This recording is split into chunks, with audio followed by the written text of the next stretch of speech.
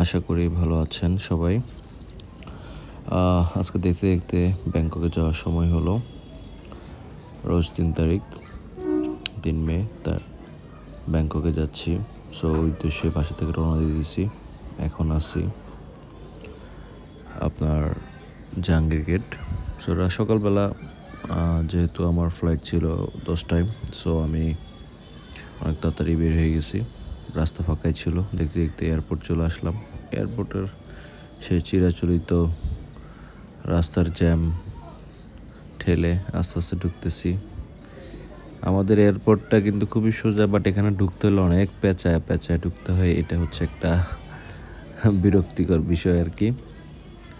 যাই হোক, সব কিছু মিলে আস্তে আস্তে চলে যাচ্ছি এয়ারপোর্টের মধ্যে। পাশেই হচ্ছে ডিউটি ফ্রি নতুন শপ হচ্ছে। এই শপটা আজকে মনে হয় 5 বছর ধরে দেখতেছি। এটা এখনও ওপেনই হয় নাই। কাজ চলতেছে তো চলতেছে, এই কাজের কোনো শেষ নাই।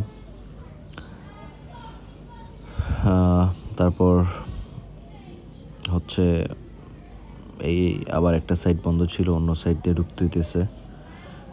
ওই সাইড দিয়ে দেখতে পাইতেছেন থার্ড টার্মিনাল কাজ চলতেছে এবং একবারে চলে আসছি কাছাকাছি। উপরে দোতলার দিকে উঠতে হবে আমাকে, তাই আমি একবারে এই ব্রিজটার মতো করে এয়ারপোর্টের উপরে যেটা আছে এটাতে ধরে পুরো উপরে উঠে যাচ্ছি এবং ইমিগ্রেশন কমপ্লিট করে চলে আসলাম বিমানে ওঠার অপেক্ষায়। খুব শর্টকাট আসলে ভিডিওটা, ওইরকম কোনো ইনফরমেশান আমি আপনাদেরকে দিতে পারবো না, জাস্ট একটা স্মৃতিস্বরূপ রাখা, এছাড়া আর কিছুই না। যা চলে যাচ্ছি বিমানবন্দরে। ইউএস বাংলার ফ্লাইট ছিল। বিমানে যেয়ে দেখি আর এক উল্টা কাজ, কারণ হচ্ছে কাটলাম ইউএস বাংলা বিমান, দেখতেছি হচ্ছে কি অন্য একটা কোম্পানির, ইউক্রেনের কোম্পানির বিমান ছিল। দেখতে পাইতেছেন ওদের ক্রু দাঁড়ায় আছে। যাই হোক, উঠলাম মোটামুটি ভালোই। বিমানের সিট, পরিবেশ সব কিছুই মোটামুটি ভালোই ছিল এবং বিমান টেক অফ করার আগে হচ্ছে এই যে ইউক্রেনের মেয়েটা সুন্দর করে সব নির্দেশনা, সেফটি টুলস দেখাই দিচ্ছে। জরুরি অবতরণ কী করতে হবে না করতে হবে প্রতিটা জিনিস দেখাই দিতেছে। যাক, দেখতে দেখতে এখন আমাদের বিমান রানওয়ের দিকে যাচ্ছে। আস্তে আস্তে করে আগায় যাচ্ছে বিমান এবং বরাবর যেখান থেকে বিমানটা উড়াল দিবে ওই জায়গাটা এসে পৌঁছায় গেছে। এখন বিমান আস্তে আস্তে তার স্পিড দেখলাম যে বাড়াই দিচ্ছে, ভালোই স্পিড বাড়াই দিচ্ছে এবং আল্লাহর নাম নিয়ে অনেক সুন্দর দোয়া টোয়া পড়ে সব কিছু করে বিমান পাইলট দেখলাম হচ্ছে খুবই স্পিড বাড়াই দিল। এখন হচ্ছে আসমানের দিকে উঠবে আল্লাহর উপর ভরসা করে। যাক, বিমান উঠতে উঠতে আপনাদের একটা কথা বলি, সেটা হচ্ছে থাইল্যান্ডে যাওয়ার আগে যদি আপনার ডকুমেন্ট প্রপারলি থাকে সেক্ষেত্রে আপনার থাইল্যান্ডের ভিসা পেতে কোনো সমস্যা নাই। এবং থাইল্যান্ডে আপনি যদি কম খরচে সোলো ট্রাভেলার হন সেক্ষেত্রে আপনার থাইল্যান্ডে হোস্টেলগুলো আছে, এইসব হোস্টেলগুলো আপনি থাকতে পারেন। তাহলে এখানে আপনার বাংলাদেশি টাকায় 1,000-এর মধ্যে আপনি থাকতে পারবেন। এটা হচ্ছে সবচেয়ে বড় ব্যাপার। আর আপনি যদি একটু লাক্সারিভাবে থাকতে চান তাহলে সেক্ষেত্রে হোটেল আছে, কমের মধ্যে হোটেল পেয়ে যাবেন। আপনাকে অনেক পরিমাণ সার্চ করতে হবে, সার্চ করলে আপনি পেয়ে যাবেন। এবং দেখতে দেখতে আমরা আকাশের উপরে চলে আসছি। আকাশের উপরে সত্যি আসলে খুবই সুন্দর, 27,000 ফিট উপরে দিয়ে উঠতেছি আমরা।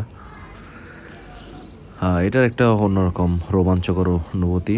যাক, দেখতে দেখতে চলে আসলাম থাইল্যান্ডের সুবর্ণভূমি এয়ারপোর্টে। আমাদের বিমান নেমে গেছে, ল্যান্ড করছে এবং থাইল্যান্ডের এই বিমানবন্দরটা খুবই সুন্দর দেখতে পেতেছেন। এখানে হচ্ছে আপনার হাঁটার প্রয়োজন নেই, আপনি হচ্ছে এই সিঁড়িতে দাঁড়াইলে আপনি অটোমেটিকলি এই সিঁড়ি চলবে, আপনি চলে যেতে পারবেন। যাক, আমার আগে থেকে অগ্রিম হোটেল বুকিং দেওয়া ছিল, সো ওই উদ্দেশ্যে রওনা হলাম একটা বাইকে করে।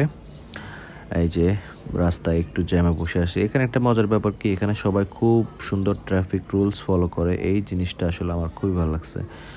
মানে ট্রাফিক রুলস ব্রেক কেউই করে না। থাইল্যান্ডের একটা বিরক্তিকর ব্যাপার হচ্ছে যখন তখন বৃষ্টি এসে পড়ে। এটা একটু সাবধানতা অবলম্বন করে চলবেন। যখন তখন বৃষ্টি, এই দাঁড়ায় আছি মেঘ মেঘ ওয়েদার, এই বৃষ্টি শুরু হয়ে গেল। আবার একটু পরে আবার বৃষ্টিটা চলে যাবে। সো এই যে বৃষ্টিটা আসলে ভালো লাগতেছে। এখানে একটা মজার বিষয় হচ্ছে ময়লা আবর্জনা নেই, যার কারণে পরিবেশটা খুব সুন্দর এবং হচ্ছে সব কিছু মিলে আসলে পরিষ্কার পরিচ্ছন্ন থাকলে বৃষ্টিটাও ভালো লাগে। এবং দেখতে দেখতে আবার বৃষ্টি শেষ হয়ে গেল, সব কিছু আবার আগের মতো পরিষ্কার, বাট আকাশটা মেঘাচ্ছন্ন হয়ে আছে, একটা কেমন জানি কুয়াশাচ্ছন্ন একটা ভাব। এটা আসলে খুবই সুন্দর একটা ওয়েদারটা আসলে জোস। বাট এখানে এসে অন্যরকম একটা ফিল পাবেন, যেটা হচ্ছে সব জায়গায় একটা শুধু পার্টি মুড, সবাই সব ক্ষেত্রে পার্টি মুড। এই জিনিস সব জায়গাতে, দোকানেই হচ্ছে আপনার গান বাজবে, সব কিছু বাজতে থাকে। যাক, হোটেলে রেস্ট করে এখন যাব নাইট এনজয় করতে। নাইটটা কীরকম, ব্যাংককের এই নাইট লাইফ মোটামুটির মধ্যে। আসলে এই জায়গাটা হচ্ছে এমন, আপনি চাইলে ভালো থাকতে পারেন, আপনি চাইলে হচ্ছে ভালো মতো এনজয় করতে পারেন, সব কিছু আপনার উপরে। আল্লাহ হাফেজ।